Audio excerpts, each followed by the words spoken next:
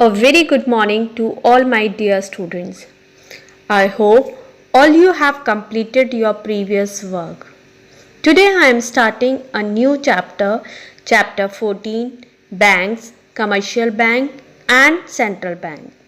As explained in the last chapter, modern money consists of currency and deposit money.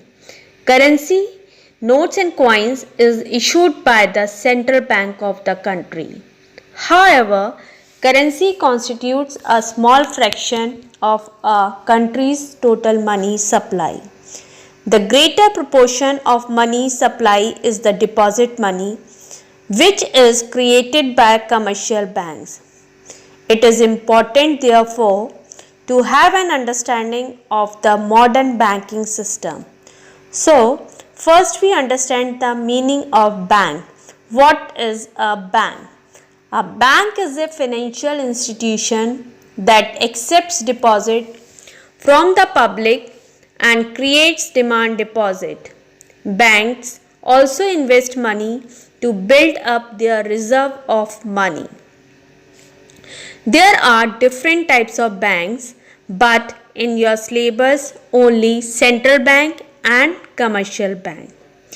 Central bank is the apex institution in the banking and financial structure of the country. It is the central bank which issues currency in the country. Please underline, central bank issues currency in the country. It also regulates and controls the banking and financial structure of the country. There is usually one central bank in every country. In India, the Reserve Bank of India is the central bank of the country. Second, commercial bank. Commercial banks are the most important type of banks in a country. These banks accept deposit from the public and give mainly short period loans to individuals, traders and business institutions. Commercial banks operate largely for earning profits.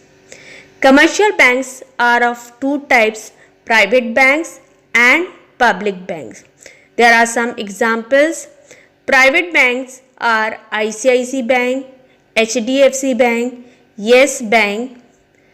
Public banks are State Bank of India, Bank of Baroda, Punjab National Bank, Canara Bank.